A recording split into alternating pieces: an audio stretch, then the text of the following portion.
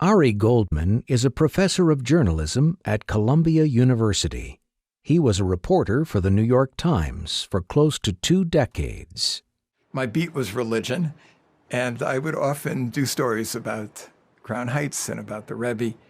And I can't say that I got to know him well, but I did have several encounters with him.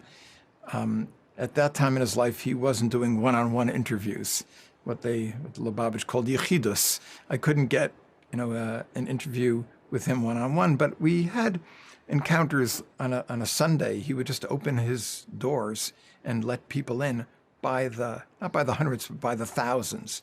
And that's a lot of people going through his house and later through the 770. Washington from the New York Times is what they got. God Almighty bless you. Be successful. That's the Goldman sometimes, Barry Goldman.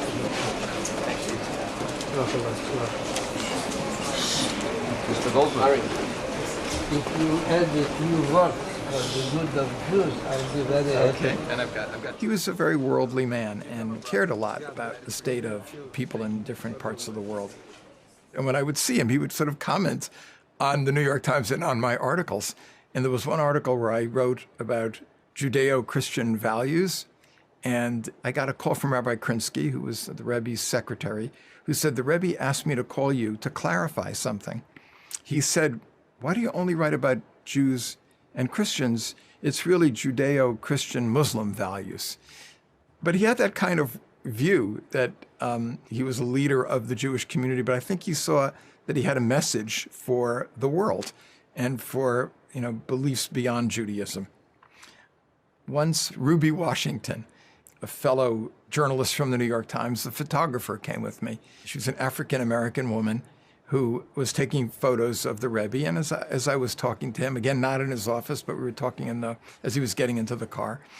And he had a habit of giving out dollars, giving out money to his followers and to other people who wanted a blessing from the Rebbe. The way that the Rebbe would encounter them was to give them some charity that they should then give in turn to other people. And he reached into his pocket and he gave some money to Ruby. And I explained to her that he was inspiring you to do a mitzvah, to do a good deed. And at the end, when he got in the car, he said, Happy New Year. It was around the time of Rosh Hashanah, the Jewish New Year, and it was a nice greeting. But later that day, I got a call from Rabbi Krinsky, who said, the Rebbe asked me to call you. He wanted to be sure that when I was wishing you a Happy New Year, it wasn't just to you, but it was also to Ruby Washington. On the Jewish New Year, we pray not only for Jews, but we pray for all people, for her as well. So this idea that the sensitivity that he had toward Jews and toward every Jew, but I think toward all people, was sort of evident to me in a lot of those encounters.